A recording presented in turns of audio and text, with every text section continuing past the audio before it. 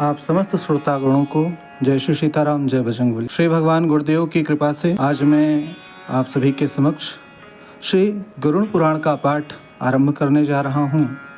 कहते हैं कि जहाँ जीवन है वहाँ मृत्यु भी निश्चित होती है, और जो प्राणी जन्म ग्रहण करता है उसे समय आने पर मरना भी पड़ता है, और जो मरता है उसे जन्म लेना पड़ता है।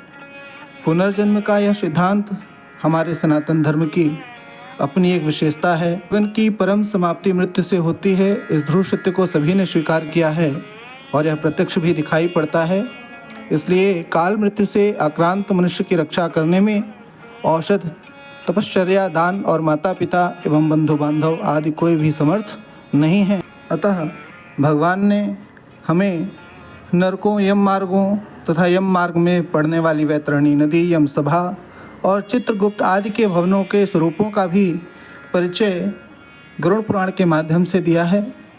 इसी प्रकार स्वर्ग, वैकुंठ आदि लोकों के वर्णन के साथ ही पुरुषार्थ, चातुष्टय, धर्म, अर्थ, काम और मोक्ष को प्राप्त करने का विविध साधनों का निरूपण इस पुराण में हुआ है। और जन्म मरण के बंधन से मुक्त होने के लिए आत्मज्ञान का प्रतिपादन भी हमें इसके द्वारा प्राप्त होता है। इन संपूर्ण विषयों का एक सुंदर शास्त्रोक्त संकलन हमारे ऋषि मुनियों के द्वारा भगवत कृपा से गरुड़ पुराण ग्रंथ के रूप में उपलब्ध है। यह 16 अध्यायों में लिखा गया है। प्रायः श्राद्ध आदि पितृ कार्यों तथा अशौचावस्था में परंपरा से इसी को सुनाया जाता है, और सामान्य लोग प्रायः इसे ही गरुड़ पुराण के रूप में जानते हैं। कुछ लोगों में यह भ्रांत धारणा बनी है कि इस गरुड़ पुराण सारोद्धार अर्थात प्रेतकल्प को घर में नहीं रखना चाहिए, केवल श्राद्ध आदि प्रेत कार्यों में ही इसकी कथा सुनते हैं। यह धारणा मैं अत्यंत दुख के साथ में कह रहा हूँ कि एक अत्यंत भ्रामक और अंधविश्वास से युक्त है। इसका कारण यह है, इस ग्रंथ की महिमा में ही यह बात लिखी है कि जो मनुष्य इस गरुड़ पुराण को सुनता है, चाहे जैसे भी इसका पाठ करता है, वह यमराज की भयंकर यातनाओं को तोड़कर निष्पाप होकर स्वर्ग प्राप्त करता है। यह ग्रंथ बड़ा ही पवित्र और पुण्यदायक है तथा सभी पापों का विनाश एवं सुनने वालों की समस्त कामनाओं को पूर्ण करने वाला है। इसका सदैव श्रवण करना चाहिए। गरुड़ पुराण सारोद्धार का श्रवण रूपी और दुग्धहीकृत पितरों को मुक्ति प्रदान करने वाला, पुत्र विषयक अभिलाषाओं को पूर्ण करने वाला तथा इस लोक और परलोक में सुख प्रदान करने वाला है। जो इस पवित्र प्रेतकल्प को सुनता अथवा सुनाता है, वे दोनों ही पाप से मुक्त हो जाते हैं और कभी भी दुर्गति को नहीं प्राप्त करते। इसलिए समस्त दुखों को विनाश करने वाले तथा धर्म, अर्थ, काम और मोक्ष इस चतुर्विध पुरुषार्थ को प्राप्त कराने वाले इस गरुड़ पुराण प्रेतकल्प को विशेष प्रयत्न करके अवश्य ही सुनना चाहिए। अतः अब आप सबके समक्ष गरुड़ पुराण का प्रथम अध्याय मैं शुरू कर रहा हूँ। आप लोग सावधान होकर ध्यानपूर्वक इसका श्रवण करें। जय श्री हरि, जय श्री गणेश, जय श्री सीताराम, जय बजरंगबली। प्रथम अध्याय। धर्म ही जिसका सुदृढ़ मूल है, वेद जिसका तना है, पुराण रूपी शाखाओं से जो समृद्ध है, यज्ञ जिसका पुष्प है और मोक्ष जिसका फल है, ऐसे भगवान मधुसूदन रूपी पादप अर्थात कल्प वृक्ष की जय हो। देव क्षेत्र नैमिषारण्य में स्वर्गलोक की प्राप्ति की कामना से सौनक आदि ऋषियों ने एक बार सहस्त्र वर्ष में पूर्ण होने वाला यज्ञ प्रारंभ किया। एक समय प्रातः काल के हवनादि कृत्यों का संपादन करके उन सभी मुनियों ने सत्कार किए गए आसनासीन सूत जी महाराज से आदरपूर्वक यह पूछा। ऋषियों ने कहा, हे सूत जी महाराज, आपने सुख देने वाले देव मार्ग का सम्यक रूप से निरूपण किया है। इस समय हम लोग भयावह यम मार्ग के विषय में सुनना चाहते हैं। आप सांसारिक दुखों को और उस कलेश के विनाश के साधन को तथा इस लोक और परलोक के कलेशों को यथावत वर्णन करने में समर्थ हैं, अतः उसका वर्णन कीजिए। सूत जी कहते हैं, हे मुनियों, आप लोग सुने, मैं अत्यंत दुर्गम यम मार्ग के विषय में कहता हूँ, जो पुण्यात्माओं के लिए सुखद और पापियों के लिए दुखद है। गरुड़ जी के पूछने पर भगवान विष्णु ने उनसे जैसा कुछ कहा था, मैं उसी प्रकार आप लोगों के संदेह की निवृत्ति के लिए कहूँगा। किसी समय वैकुंठ में सुखपूर्वक विराजमान परम गुरु श्री हरि से विनता पुत्र गरुड़ जी ने विनय से झुककर पूछा, गुरु जी ने कहा, हे देव, आपने भक्ति मार्ग का अनेक प्रकार से मेरे समक्ष वर्णन किया है और भक्तों को प्राप्त होने वाली उत्तम गति के विषय में भी कहा है। अब हम भयंकर यम मार्ग के विषय में सुनना चाहते हैं। हमने सुना है कि आपकी भक्ति से विमुख प्राणी कभी नरक में नहीं जाते हैं। भगवान का नाम सुगमता पूर्वक लिया जा सकता है। जीवा प्राणी के अपने वश में है तो भी लोग नरक को जाते हैं।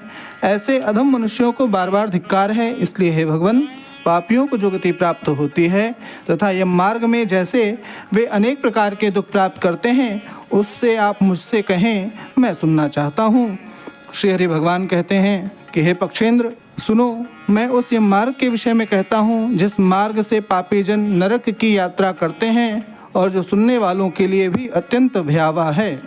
हे तारच, जो प्राणी सदा पाप परायण हैं, दया और धर्म से रहित हैं, जो दुष्ट लोगों की संगति में रहते हैं, सत्य शास्त्र और सत्संगत से विमुख हैं, जो अपने को स्वयं प्रतिष्ठित मानते हैं, अहंकारी हैं तथा धन और मान के मद से चूर हैं, आसुरी शक्ति को प्राप्त हैं तथा दैवी संपत्ति से रहित हैं, जिनका चित्त अनेक विषयों में आसक्त होने से भ्रमित है, जो मुंह के जाल में फंसे हैं और कामनाओं के भोग में ही लगे हैं, ऐसे व्यक्ति अपवित्र नरक में गिरते हैं। जो लोग ज्ञानशील हैं वे परम गति को प्राप्त होते हैं। पापी मनुष्य दुखपूर्वक यम यातना प्राप्त करते हैं। पापियों को इस लोक में जैसे दुख की प्राप्ति होती है और मृत्यु के पश्चात वे जैसी यम यातनाओं को प्राप्त करते हैं, उसे सुनो। यथोपार्जित पुण्य और पाप के फलों को पूर्व में भोग कर कर्म के संबंध से उसे कोई शारीरिक रोग हो जाता है। मानसिक रोग और शारीरिक रोग से युक्त तथा जीवन धारण करने की आशा से उत्कंठित उस व्यक्ति की जानकारी के बिना ही सर्प की भांति बलवान काल उसके समीप आ पहुँचता है। उस मृत्यु की संप्राप्ति की स्थिति में भी उसे वैराग्य नहीं होता। उसने जिनका भरण पोषण किया था उन्हीं के द्वारा उनका भरण पोषण होता है। वृद्धावस्था के कारण विकृत रूप वाला और वह मरणाभिमुख वह व्यक्ति घर में अवमानना पूर्वक दी गई वस्तुओं को कुत्ते की भांति खाता हुआ जीवन व्यतीत करता है। वह रोगी हो जाता है और उसे मंदाग्नि हो जाती है और उसका आहार तथा उसकी सभी चेष्टाएं कम हो जाती हैं। प्राणवायु के बाहर निकलते समय आंखें उलट जाती हैं, नाड़ियां कफ से रुक जाती हैं, उसे खांसी और श्वास लेने में प्रयत्न करना पड़ता है तथा कंठ से घुर-घुर जैसे शब्द निकलने लगते हैं। चिंतामग्न स्वजनों से घिरा हुआ तथा सोया हुआ वह व्यक्ति कालपाश के वशीभूत होने के कारण बुलाने पर भी नहीं बोलता। इस प्रकार कुटुंब के भरण पोषण में ही निरंतर लगा रहने वाला अचितेंद्रिय व्यक्ति अंत में रोते बिलखते बंधु बांधवों के बीच उत्कट वेदना से संज्ञा शून्य होकर मर जाता है। हे गरुण, उस अंतिम क्षण में प्राणी को दिव्य दृष्टि प्राप्त होती है जिससे वह लोक परलोक को देखने लगता है। अतः चकित होकर वह कुछ भी कहना नहीं चाहता। यमदूतों के समीप आने पर सभी इंद्रियां विकल हो जाती हैं, चेतना जड़ीभूत हो जाती है और प्राण चलायमान हो जाते हैं।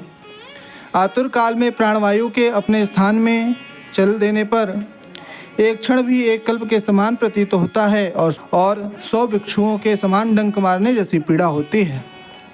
वैसी पीड़ा का उस समय उसे अनुभव होने लगता है। वह मरणासन्न व्यक्ति फेन उगलने लगता है और उसका मुख लार से भर जाता है। पापी जनों के प्राणवायु अर्थात गुदा मार्ग से निकलते हैं। उस समय दोनों हाथों में पाश और दंड धारण किए नग्न दांतों को कटकटाते हुए क्रोधपूर्ण नेत्र वाले यम के दो भयंकर दूत समीप आते हैं। उनके केस ऊपर की ओर उठे होते हैं। वे कौवे के समान काले होते हैं और टेढ़े मुख वाले होते हैं तथा उनके नख आयुध की भांति होते हैं।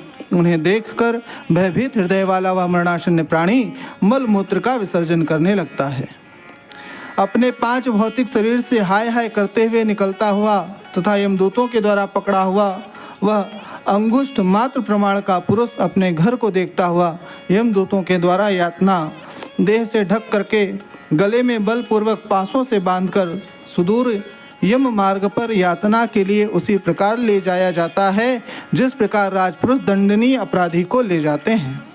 इस प्रकार ले जाए जाते हुए उस जीव को यम के दूत तर्जना करके डराते हैं और नरकों के तीव्र भय का पुनः पुनः वर्णन करते हैं, अर्थात उसे सुनाते हैं। यमदूत कहते हैं कि रे दुष्ट, शीघ्र चल, तुम यमलोक जाओगे।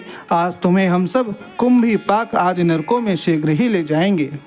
इस प्रकार यमदूतों की वाणी तथा बंधु बांधवों का रुदन सुनता हुआ वह जीव जोर से हाहाकार करके विलाप करता है और यमदूतों के द्वारा प्रताड़ित किया जाता है।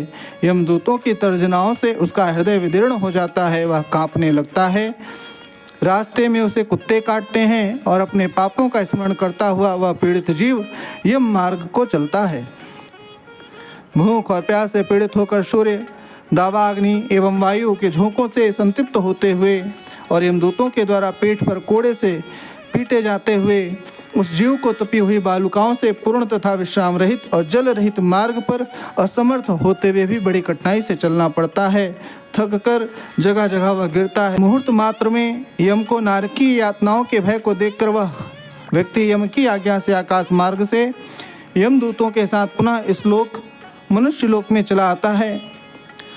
मनुष्य लोक में आकर अनादि वासना से बद्ध वह जीव देह में प्रविष्ट होने की इच्छा रखता है, किंतु यमदूतों के द्वारा पकड़कर पास में बांध दिए जाने से भूख और प्यास से अत्यंत पीड़ित होकर वह रोने लगता है।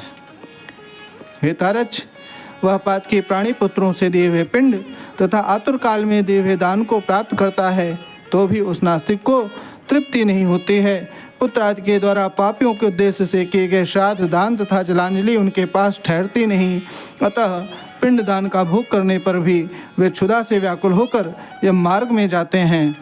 जिनका पिंडदान नहीं होता वे प्रेत रूप में होकर कल्प पर्यंत निर्जन वन में बहुत दुखी होकर भ्रमण करते रहते हैं। सैकड़ों करोड़ों कल्प बीत जाने पर भी बिना भोग किए कर्म फल का नाश नहीं होता और जब तक वह पापी जीव यातनाओं का भोग नहीं कर लेता तब तक उसे मनुष्य शरीर भी प्राप्त नहीं होता। हे पक्षी, इसलिए पुत्रों को चाहिए कि वह 10 दिनों तक प्रतिदिन पिंडदान करें। हे पक्षी श्रेष्ठ, वे पिंड प्रतिदिन 4 भागों में विभक्त होते हैं। उनमें 2 भाग तो प्रेत के देह के पंचभूतों की पुष्टि के लिए होते हैं, तीसरा भाग यमदूतों को प्राप्त होता है और चौथे भाग से उस जीव को आहार प्राप्त होता है। 9 रात दिनों में पिंड को प्राप्त करके प्रेत का शरीर बन जाता है और 10वें दिन उसमें बल की प्राप्ति होती है। हे खग, मृत व्यक्ति के देह के जल जाने पर पिंड के द्वारा पुनः 1 हाथ लंबा शरीर प्राप्त होता है, जिसके द्वारा वह प्राणी यमलोक के रास्ते में शुभ और अशुभ कर्मों के फल को भोगता है। पहले दिन जो पिंड दिया जाता है उससे उसका सिर बनता है, दूसरे दिन के पिंड से गर्दन और कंधे तथा तीसरे पिंड से हृदय बनता है। चौथे पिंड से पीठ, 5वें से नाभि, छठे और 7वें पिंड से क्रमशः कमर और हमारे गुप्तांग उत्पन्न होते हैं। 8वें पिंड से जांघें और 9वें पिंड से घुटने तथा पैर बनते हैं।